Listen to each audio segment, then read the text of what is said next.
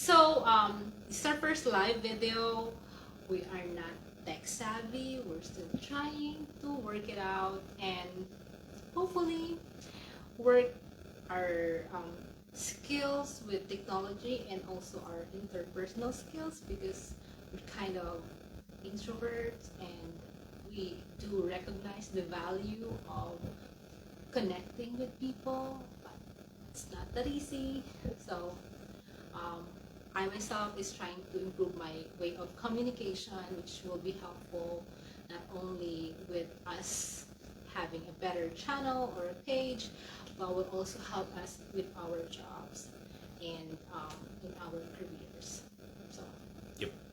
Yeah. So as we progress through this journey, we're gonna try and post some guides, anything in terms of teaching or helping anybody that's going through the process of going from an international country to the United States, paperwork, what kind of certifications you need to take, the cultural. He's my legal advisor, guys. I mean, I met him after I started the process of coming to the U.S., but he guided me through everything here in the U.S. because when I arrived here, I was a bit overwhelmed, especially with papers, documentations. Like, I applied for a job, they asked me to fill out all these forms for the benefits, insurance, and I don't have the brain cells to read through them. I don't understand them because way back in the Philippines, we don't really have that much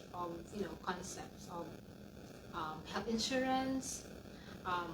There are people with health insurance, but I came from a very small town of Holo, and that's something that we don't do. And I went to Saudi Arabia. I worked with the Ministry of Health, and if you got sick, you just go to ER or OPD of the OPD department of the hospital, or if you have a friend in the pharmacy and you want to self-medicate, just go and ask for a medicine. I mean, that's how simple it is in Saudi. They don't have such thing as health insurance. And we're not condoning self-medication. Yeah, I mean, if you just have a headache, for example, or a flu, as a nurse, you just need some Tylenol, or in Saudi, Fevadol. Those medication, you don't need to really go to a doctor for a checkup. In Saudi, that's just how it is. It's very simple. The Ministry of Health will really provide free healthcare for you. You just have to go to ED or OPD. You don't need to go through filling out a lot of forms for insurance, co-pays or something. Very complicated stuff like here in the US. And they also don't deduct money or any amount in your paycheck just to pay for your health insurance. At least in the Ministry of Health, I'm pretty sure that in the private sector, it's a different story. Yeah, so when I came in, that's how it is. And also, I came to the US and I don't even know how to drive. Okay? He did try to teach me in Saudi Arabia, but I mean, sometimes it's just difficult for me to learn things until I have to learn things. It's a necessity. It's no longer a mere hobby, like you really have to. So when I came to the US, I signed up for a driving class. I paid $450 for, I forgot how many hours it is. I think it's like 20 hours. 20? Wasn't it 6? No, I think it's like, no, I forgot. It's not a lot. It's like, yeah, I think it's like less than 15 hours something. I forgot. But luckily, the teachings that he actually taught me or shared with me way back in Saudi Arabia, like when you go into the car, you fix your mirrors, side mirrors, the what do you call it, rear view mirror, like how do you do that? You put your seat belts, all those things helped a lot because the knowledge got refreshed when I was taking the classes. So I learned quickly, and I got my driver's license. And it took a while because I have had an issue with the immigration. Remember, I forgot what that issue too. I mean, I'm not really, my memory is not that great, but it took me like a month before I got my driver's license. And I have to like call DMV asking why my driver's license has been taking so long, because everybody got theirs in like a week, 7 days, 8 days. So, after getting the driver's license, next step is to get a car. And when I say getting a car, it's not just going to the car shop and getting a car. They will provide you, I mean, the salesperson will give you information about the cars, and I don't even understand what are those things. Like when you buy a car, they have a lot or different features that you can choose, and depending on the features that you choose, the base price of the car will change. Either you go higher, it becomes more expensive, or it stays the same.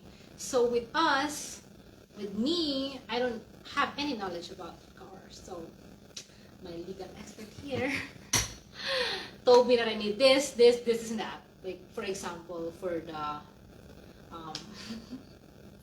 airbags, the airbags, the SRS bag, something.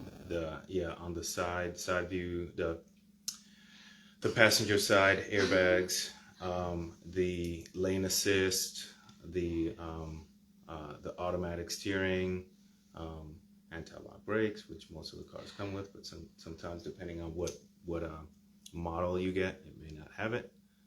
So all of the advanced stuff for somebody that's learning how to drive in the United States would be. And all I think about is just getting a car, and that's it. I don't even know any of these things, the features and all. So anyways, after you agree, or you said that you want to get specific kind of car. Like for me, I got a CX-5 Mazda Select. After that, you go in and pay for it. They will give you a lot of documents to sign up, and they will offer you a lot of stuff that will again increase the value of your car, at least in their point of view. Like they will couple of hundred, couple of thousand sometimes. Will make the car more expensive basically, but then you don't really need the things that they're offering you, because they will be offered by the insurance company. Like for example, the roadside assistance. Yes, those kind of things, which you will be paying for like 5 years. So anyway, guys, I don't really read any of the documentations of anything. I always show it to him, and I just sign and just give my card. That's all I do, because I don't like reading. It's a lot for me. So Edgar will be trying to tackle all those things, and he will be your expert with legalities. Well, at least based on my experience. I'm not a lawyer. I'm not a lawyer. Well, at least based on my experience, guys. And also, some more things that he will eventually tackle, I guess, is how I paid off my contract. Because I came to the US and I signed up for a 3-year contract. And if I breach the contract, I have to pay $36,000. It's a lot of money, indeed. And then you will think, how am I able to pay it off? Some of my family members and colleagues before, or some of my haters, I guess they thought that Edgar paid for it, but no. He helped me find the money to pay for it by telling me that, hey, even if you sign up for a contract for 3 years, doesn't mean that you cannot work in any other institution. And I did try, because everybody's afraid to work in other hospitals to earn extra money. Because guys, here in the US, you can get a full-time job and it won't pay you a lot of money because of the deductions like taxes, health insurance, the 401, 403B, and Fed, city tax, state tax, like a lot of... Some places have county tax. Yes. There's another one, babe. And you have HSA, Social Security, federal. Yes, a lot of deductions with the full-time job. So, for example, your bi-weekly pay is, let's say, $4,000, like $4K. Your take-home will only be like $2K or $1,800. 1,800 sounds. Yeah, $1,800K, guys, for that whole 2 weeks. But when you have extra job, the the payment will be different because you don't have any deductions. You can opt out of the deductions for health insurance, for 401, for OGB. All the money just go directly into your pocket, except for taxes, of course. You can never run away from the taxes. Yeah, but yeah, that's where the money is really. So what I did that time is, despite of everybody telling me that I cannot do two jobs at the same time, I still go for it because Edgar told me it's not against the law to work two jobs. You have to do it a certain way, though. Yeah, I mean, you make sure that your full-time job is never compromised. Like, we have on-call scheduled for my full-time job, and if I'm on call or it happens that I have to work in my full-time job and I was scheduled to work that day in my second job, I will always try to switch with somebody or miss that shift for my second job because the priority will always be my full-time because that's where I signed up for it. Besides, I don't want to disappoint my colleagues who came with me straight from other country, something like that, Filipino environment. So anyways, I did work two jobs. I only have like 1 day off, max of 1 day off a week. There were days when I have to work straight 2 weeks at a time. Yeah, because I mean, you can do self-scheduling here in the US, but the manager might change the schedule that you put in depending on the staffing. You cannot blame them. It's just how it is. So Edgar will talk about it, like how did I get the job, because basically he's the one who helped me get the traveling job. So I travel nurse while I'm working full time, and in the span of I think 4 months, it's 2 contracts, like 16 weeks. That was 2. Yeah, but it's basically 16 weeks because I signed up for 8 weeks and they renewed me. Actually, they want to keep me in the travel nursing job, but I had to move to another state to be with him. This guy. Yeah, so I stopped travel nursing. So anyways, when I was travel nursing, I had to be working 50 miles away from my residence at the time in Macon. So I work in Atlanta, and Atlanta traffic is horrible. But I mean, kudos to Atlanta. Now I'm a good driver. I'm a good driver. So anyway, with the travel nursing job, I get a net pay of $1,700 a week. That's not a lot in comparison to other travel nursing, but I'm a newbie, so I agreed to work and just get paid with that much money. And it's $1,700 because I have over $1,000, like $1,100 of stipend, which is not tax. But of course, I have to use it for my hotel and hotel, gas, and food.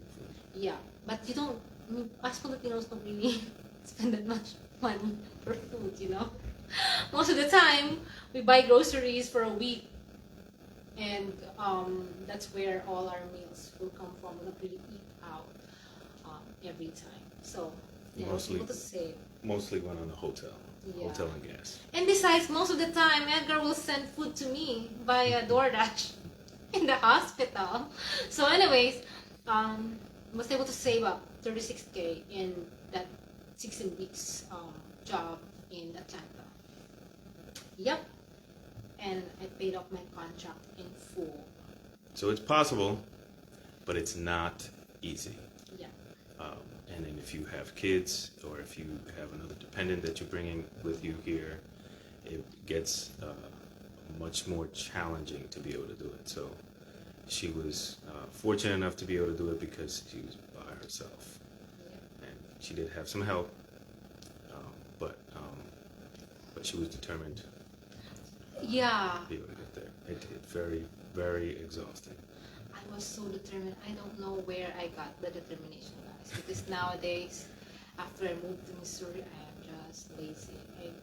I can barely work 5 days a week. Like, I work full time in ICU and I have a part-time job in the rehab, which is chill, but I barely work 2 days a week in that institution, that facility. giving me good money though. I mean, that's where my savings come from, or is coming from, because the full-time job, like, again, it's not something that you can um, rely on or depend on, because the full-time money is only for your bills, like your mortgage, your car. And the benefit, the deductions, the benefits, so Yes. health insurance, Mm-hmm. all that stuff. Yes, car payments. Your savings will always be with a side hustle, because that's where your money comes from. Yeah. So if you're a hard worker and you're willing to work extra, it'll end up well for you. Yeah. But also, guys, I'm not trying to how do you say that, man? Discourage. Sorry, my vocabulary is not that extensive. So, anyways, I don't want to discourage everybody to be working full time, because for us Filipinos who work overseas, regardless of our experience in high-end hospitals or advanced facilities overseas, once you come to the US, they will look at it, but they won't really like respect the experience in a way. Like, it's different when you apply for a job or like travel nursing job. They will always look for American experience or US based experience, because the workflow here is different. I will not recommend somebody from outside of the country, even if you're the smartest or the brightest in your, you know, in your hospital overseas.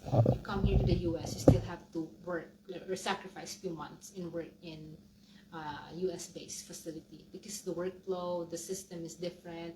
You might be familiar with Epic, because we have colleagues from like Dubai. They know how Epic works, because that's their computer system or electronic healthcare system that they use in Dubai, which is similar to here in the US. But still, the routine is different. The process of calling the doctors, for instance, who do you have to tap when something happens?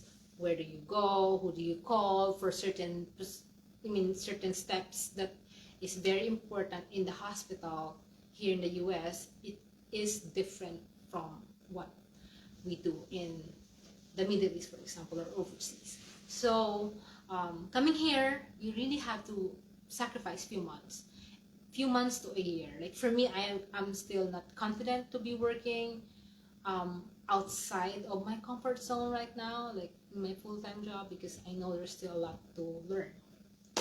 Like it will tell me that I can travel nurse, because I already work in ICU for almost a year, and I keep telling him that I will prefer to finish my 2-year contract with this hospital that I'm working at, because I know there's so much more to learn.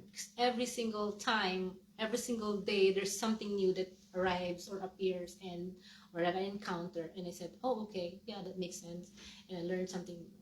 So, yeah. But yeah, you just have to sacrifice few months or years, and then get better, then with travel nurse, and then the money will keep coming in. Yeah. So you gotta be patient. Yeah, be patient. You don't come here and then you make all this money. Yeah, you have to build your resume, even if you have an extensive experience elsewhere. US-based experience still what matters. Yeah, for employers. Or European, because I think that's the one thing that I saw in the job listings is European or American experience. That's what they look for. Yep. Primarily. Yeah, but Middle Eastern is different, It helps. I know I've seen a couple of job listings, and when I call the recruiter, it does help. They have consideration, but what they're really looking for is European and American experience. Yeah, it's true. So I mean, I think I will not belittle or take for granted the experience in the Middle East, because all my skills have come from that country, Saudi Arabia.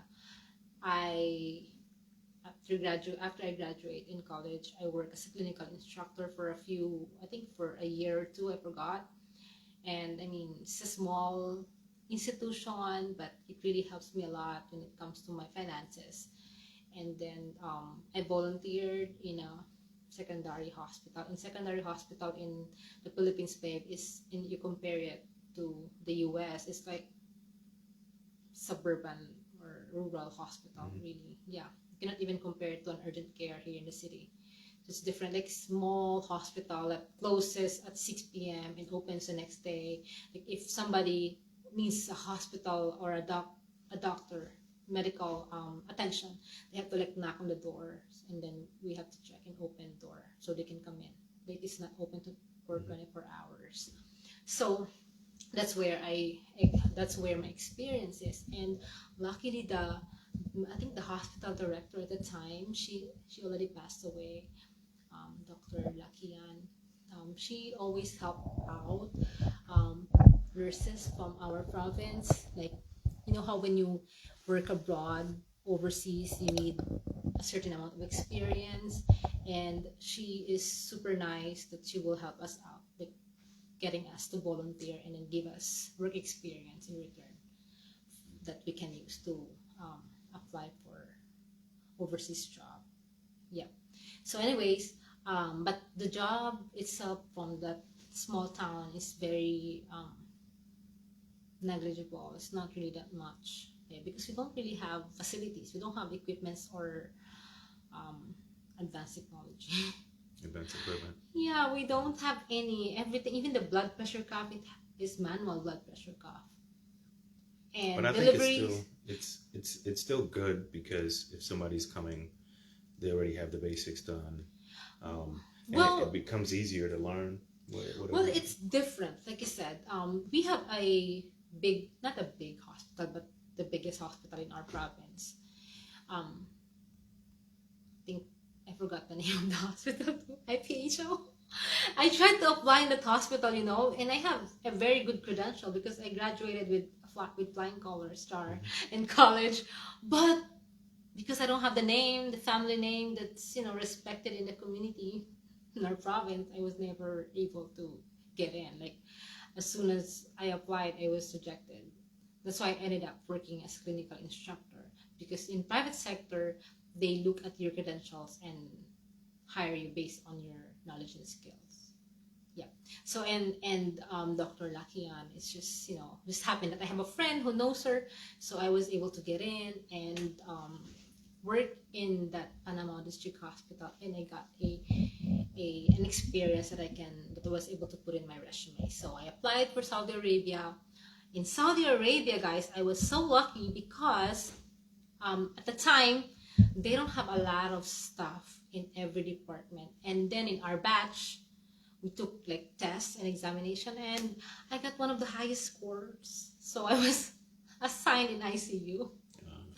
Yeah, and honestly, at the time I don't really know anything about ventilators. I mean, I know the concept of it because I've read it in the book, but I have never seen and touched a ventilator, art line, central line, those kind of things. We did CPR. I mean, I experienced doing the CPR before, but giving epi, amiodarone, those kind of things, getting blood arterially, like all those critical care skills is new to me. But we have colleagues who are Filipinos, are nice. They will teach us newbies, and eventually we learn the skills. And I work in that hospital. Shout out to Al Noor Specialist Hospital, the place where I learned everything. All right, I worked there for almost 5 years. Yeah, I mean, skills wise, that's the best place to learn a lot of things. It's just our accommodation is kind of crap. there were times when we don't have AC babe for like 3 months. And then we have to share a small bedroom with somebody else, and one flat has 2 rooms with 4 people, one small toilet, and one tiny little pantry. And then the whole building has like a lot of people, like 50 people maybe, and we only have like 3 working washer and dryer. Yeah, that's crazy. Anyways, but skills wise, you learn a lot in that hospital. It's really good, especially during Hajj and Ramadan, because that's when you see different cases, different people coming in. Yep. And there was a time in 2018 or 2017, there was a stampede, and a crane like drops in the Masjid Al Haram, the Grand Mosque in Mecca.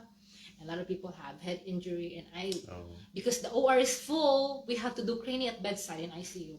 There's no way to save people because we only have like 10, I think, or 15 OR rooms. So I mean, I learned all of my skills in that hospital, but I have to leave.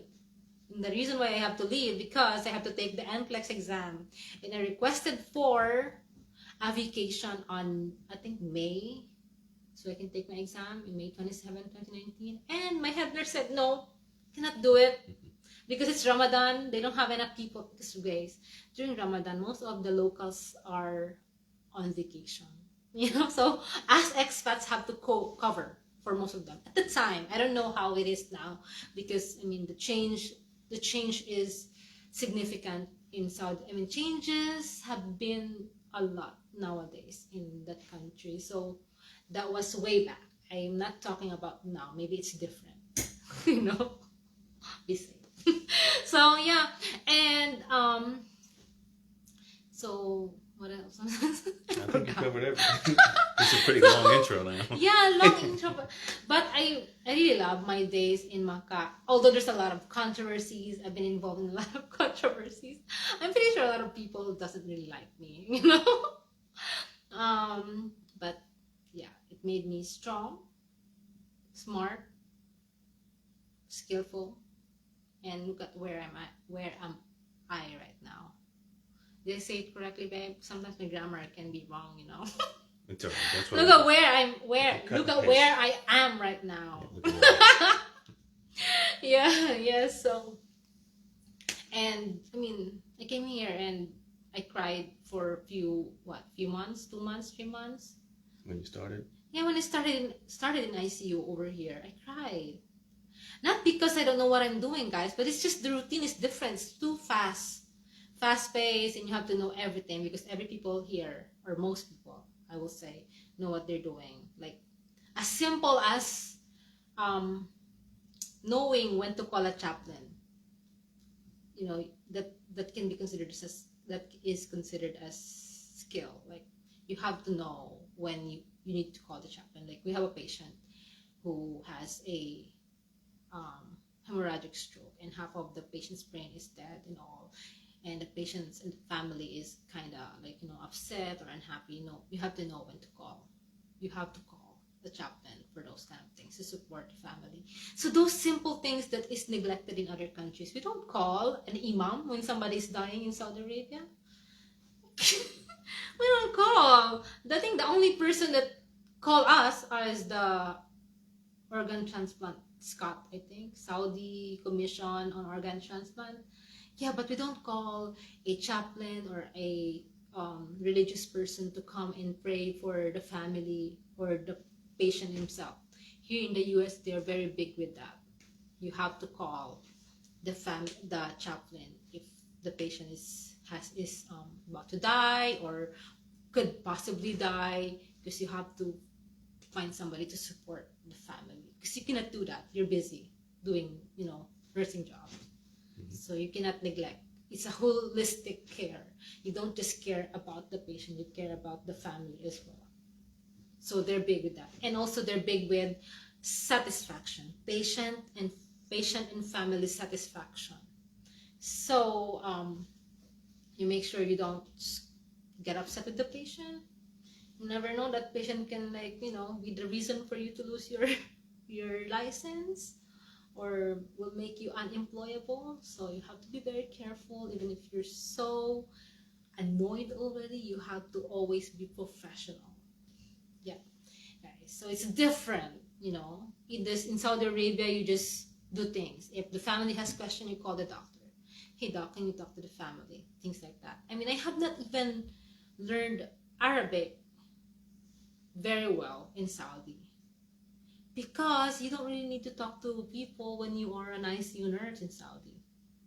Of course, ER nurses is different because they have to speak to people. That's why ER nurses in Saudi speaks Arabic fluently.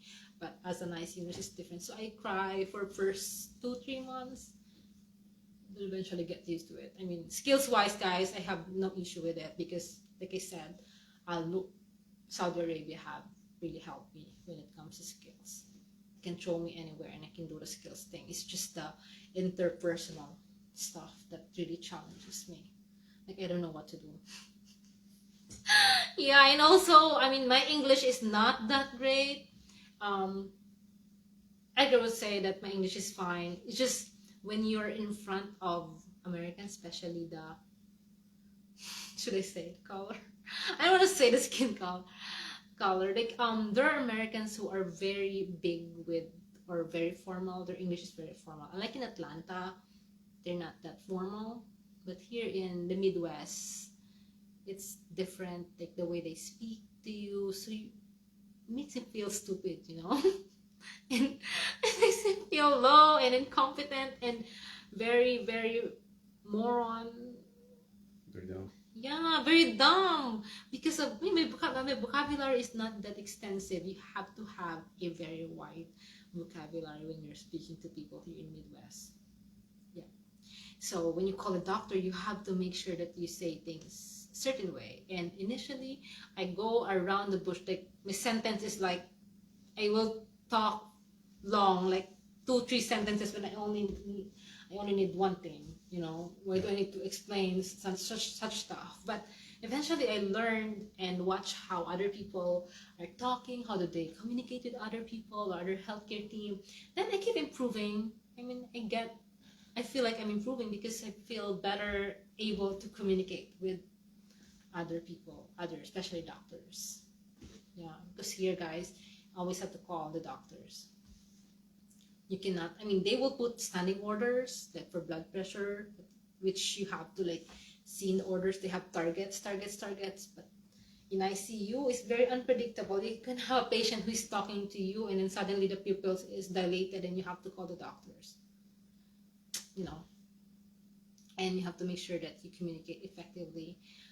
I mean, way back in college, we were taught that communication is very important. But you never know how important it is until you are in that situation. Where you're surrounded by different cultures. Yeah, very diverse. Mm-hmm. Yeah, different true. Accents. That's the other thing that you find yes, here. A lot of different accents, so you can't understand what somebody in the South may be saying. Yeah, and it's very important. I mean, the nurses are very important part of the team here because they rely on your assessment. Like when they ask you to do neuro check every hour. Do neuro check every hour. You have to do it every hour. Okay, there's a thing with that because sometimes doctors will keep the order every hour even if the patient has been there for like a week, right? So or maybe you have a stroke patient, every hour neuro check. Doctor will want to change it. You don't want to be waking up your patient every hour to say, hey, are you okay? Do you know what the month and year it is? Do you know where you are? You don't need to do that. You can have a conversation with the patient, you know, and determine or identify that the patient is ANO times 4. Of course, that's after like few days that the patient has been in the hospital. So usually if we have like a new patient and the order is ANO times 4 and the diagnosis is like subdural hematoma, like bleeding in the brain, we don't do such thing. We always really check every hour. So those kind of things are kind of difficult because they can be difficult because when there's a change, even a salient is that the right one? Like small change? It's small. Yeah, like minute change, you have to like inform the doctors immediately. Yeah, so in the doctors will always rely on your assessment. Like example, they will say, when was the last known well? So some people just copy pasting, you know, assessment. That's when you get in trouble. Yeah. So yeah, nurses are not just somebody who is standing next to a patient or doctor. They really ask you and you present your case. Okay. The doctors will always rely on your head-to-toe assessment more than they rely on their residents. Because you're right by their side the whole time. Yes, that's why it's very right important, that you know how to communicate. And like I said in the beginning, I have some issue with communication because I feel so conscious, guys, with my accent. Some people don't understand my words or my speech. I mean, I worked in Georgia for 10 months. I mean, initially they have some issue with us, not only with me, like with other Filipinos as well. The other Americans have some issue with how we talk, but it was not a long-term issue. It's been resolved immediately. But here in the Midwest, it's different. Yeah. Yep. Anything, babe? Anything more? No, I think you covered everything. Yeah, well, we will try to make a more organized video because um well, what is our end game here, babe? It's to inform. It's just to share her experiences, your experiences, Yes.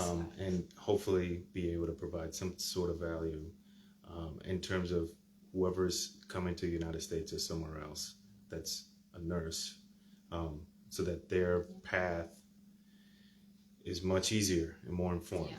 So giving back, essentially. Yeah, giving back. And I think we will try to give a different narrative because we have this. I was telling you about that page in that Filipino page for all nurses that wants or are already here in the US. I mean, sometimes Filipinos or us, we can be a bit entitled, and we forget to be grateful to those people who helped bring us here. I was telling you about it. I mean, we sign a contract, and every contract specifies how much we have to pay if we breach contracts, and how many years we're supposed to work with the company that is trying to help us come to the US. And then eventually we come to the US, and then we start complaining about how horrible it is here or how we are treated the way we're treated here. So I don't like that kind of mantra or kind of mindset. I mean, people can call me hypocrite and all. I mean, I complain, I get upset as well, but we always have to be grateful to those who process our documents to come here to the US. If we're not happy with them, we finish our contract and leave, or pay them off when we leave. We cannot be bashing them in social media just because we didn't have a bed of roses kind of experience with them. I mean, we're here in the US, and when you are in the US with your permanent resident card, that means a lot. You can enjoy the privilege of an American person, except for what, babe? Voting. Voting. It's the only thing you can't do. Yeah. If you're school savvy, you can apply for a student loan. You can study again, maybe become a doctor, become a lawyer, because you have a resident card already. You're free as a bird. You can buy a house, you can buy a car. I mean, we have a house. We're only here for what? Not even 2 years, right? So those are the perks of having a permanent resident card, and we will never get that permanent resident card without the help of those agencies, that help us come here. Yes, they might ask for a lot for the services that they render to us, but we owe it to them, so we're not supposed. I don't feel that it's appropriate to bash them or make lawsuits against them. If we are unhappy, just pay them off. I mean, I paid mine $36,000 in full. You know how much money that is? I can buy a house in the Philippines, sure, but I mean, I don't want to just leave. Edgar told me that I can just leave. It's not illegal to do that, because we're not supposed to pay that much money, something. What do you mean? He told me that I don't actually need to pay the whole money, the whole whole amount. You can every contract, or at least ones that I've seen, they give you at least 30 days, so you can stop working, and then you have 30 days to start paying. Yeah. But it all depends on the contract. It's gonna stated in the contract if you're given 30 days, 60 days, 90 days, or whatever, before you start paying. So, but most of the time you don't see to where they don't let you leave your employer or whatever hospital you're working for without without paying them in full. So yeah, for me, I was given like 30 days to pay the money. to start paying. To start paying the money. Yeah. Yeah, but I just paid it in full. I don't like debts, and I think it's my way of showing my gratitude that, hey, I was so happy that you brought me to the US. It was a smooth process, you know. I did not really have to do much. I took the, although I had to take the NCLEX exam, take my IELTS. They did not reimburse the money and all, but the process itself of coming to the US was so smooth. I did not have to be stressed. I think the only stressful thing that I have ever felt was waiting for the interview day. Remember what? I was crying because I was already current and I still did not get my interview date until the next month. So that's the only thing. So I really appreciate that they helped me out to come to the US. So paying them in full is just right, you know. It's a lot of money, but I mean, for sure they spent a lot of energy and time as well trying to get us here. And at that time, way back in our time, it's not easy to just come to the US. I mean, if you don't have, if you are not currently working, it can be hard to come to the US. And at that time, I remember I left my job to take the NCLEX. So I passed the NCLEX, and they were, every agency that I applied for, they will always ask, are you currently working? Are you currently working? And I am not currently working because I'm still applying to get back or come back to Saudi Arabia. So they won't even entertain me. They always tell me, okay, just get back to us when you started working again. Nowadays, it's the different story. It's easier. The other way around. Yeah, it's easier to get a job as long as you have a previous experience. They will just tell you to like at least work 6 months before you leave or come to the US, something like that. To that end, I'm not sure if that is true to everybody, but I just heard those kind of stories. Alright, babe. I think it's 10:27 p.m. and I have work tomorrow. We have work tomorrow. Oh, okay. Well, yeah. So hopefully you guys can just press like and follow us. Even though this first video was super long. Yeah. But we're planning on offering and giving a lot of value. Hopefully we can, or you can help. No, I think who inspired us to make these videos? You did. No, it's not. The couple from California, the Filipino couple. For me, I don't remember what their names. The Nurses to Riches page. Nurses to Riches. Nurses to Riches page. They're a couple from New York. The girl is Filipino, the guy is American. So they were working from New York and they transferred or moved to California, and the girl is getting paid $132 an hour. $132 an hour. That would be a conversation. And they only work 20 hours a week. Alright, anyways, yeah, they inspired us for making this video because who knows, I might end up getting paid that much money too. And who knows, our page will, maybe some people will get interested there with our faces and our stories. I always tell you that, you know, who will be interested with our story. I think we shall see. I think there's a lot of people that are interested in knowing how it is in the U.S. All right. So I think that's what what we would probably resonate with. All right. Yep. Shall see. So thanks for watching this whole. Have a good evening. I don't know how long it was. Bye. Until the next video. Bye. Bye-bye.